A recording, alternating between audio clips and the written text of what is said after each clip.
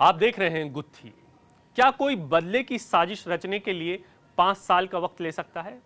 क्या ऐसे लोग भी होते हैं जो एक बार की बेइज्जती का बदला लेने के लिए कुछ भी करने को तैयार हो जाएं, अंडरवर्ल्ड तक पहुंच जाएं?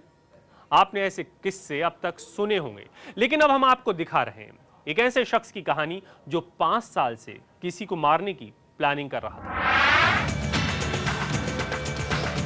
एक शख्स हर दिन अपनी लिस्ट में ये नाम लिखता है और हर दिन इन्हें याद करता है, लेकिन ये लिस्ट सिर्फ याद करने तक सीमित नहीं थी। इसके पीछे काम कर रहा था एक शैतान दिमाग। कहानी शुरू होती है 5 साल पहले गणेश उत्सव के दौरान। मीरा रोड के पूनम नगर में रहने वाले कुछ लोग किशोर सिन्हा के घर पहुंचते हैं।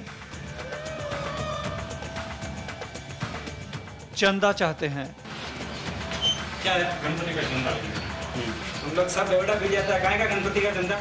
बस फिर क्या था, इसी बात पर कहासुनी शुरू हो जाती है। मामला हाथापाई तक पहुंच जाता है। हाथ नहीं लगाने का। पिता की पिटाई होते देख बेटा अमित बीच बचाव की कोशिश करता है। सभी उस पर भी टूट पड़ते हैं। मेरे बेटे को बिल्कुल ना नंगा करके रोड से लेके और वहाँ करके तक लेके गया। बात खत्म हो जाती है, लेकिन किशोर का बेटा अमित उस बेइज्जती को अपने जहन से निकाल नहीं पाता। इस बीच अमित की शादी हो गई और वो अपनी पत्नी के साथ मिया रोड का घर छोड़ नाला सुपारा चला गया, लेकिन बदले की आग नहीं बुझी। धीरे धीरे अमित अपराध की दुनिया में जाने लगा और तभी उसकी मुलाकात हुई राजकुमार म्हात्रे नाम के शख्स से, जो मकोका जैसे कानून में जेल की हवा खा चुका था। अमित राजकुमार के जरिए जेल में बंद अंडरवर्ल्ड सरगना डीके राव तक पहुंच गया और वहां से कदम रखा बंदूक और गोली की दुनिया में। लेकिन यहां भी उसे याद रहे वो नाम और चेहरे जिनसे वो बदला लेने के लिए तैयार बैठा था। एक दिन अचानक खबर आई कि मीरा रोड में गोलीबारी हुई है।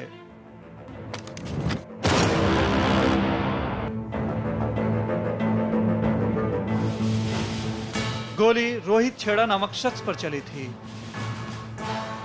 मैं पूरी निकाल रहा था, एक आदमी चल रहा था सामने से, दो पीछे से आए, वो गन निकाल, मुझे लगा मजाक कर रहा है। मैं मेरे नीचे देखा, फट बोल के आवाज आया, दोनों भाग गए। पुलिस तलाश में जुटी तो कहानी धीरे धीरे खुलने लगी। विक्टिम है, उनकी पार्श्वभूमि तपास पूरा उसका इन्वेस्टिगेशन किया तो इतिहास में 5 साल पहले घटना हुई थी जिसमें एक झगड़ा इनका और जो आरोपी है उसके और उसके पिताजी का हुआ था। ये इंडिविजुअल विक्टिम ही नहीं थे, उसमें सोसाइटी के और सारे मेंबर्स थे। अमित के पिता के मुताबिक तब उनकी मदद किसी ने भी नहीं की, पुलिस ने भी नहीं। ना रिपोर्ट में लिखाया, पुलिस पे किया, आईजी को किया, एसपी को किया, लेकिन किसी ने मेरे साथ इंसाफ नहीं किया। आज मेरा बेटा जो क्राइम क्यों किया, उसको क्यों मारा, क्योंकि पुलिस की वजह से। बदले की ये साजिश कुल 5 लोगों के खिलाफ थी, लेकिन अमित की किस्मत साथ नहीं थी। जिस बंदूक के सहारे बदला लेना था उसने वार तो किया, लेकिन गोली सिर्फ घायल कर पाई। अमित की साजिश एक के बाद एक फेल होती जा रही थी। कुछ ही घंटों में पुलिस उस तक पहुंच भी गई और अब हवालात के पीछे लंबा वक्त काटने का इंतजाम भी कर दिया है।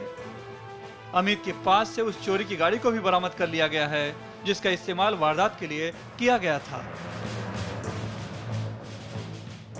मीरा रोड से राजा मयाल के साथ ठाणे से अनिल की रिपोर्ट, एनडीटीवी इंडिया।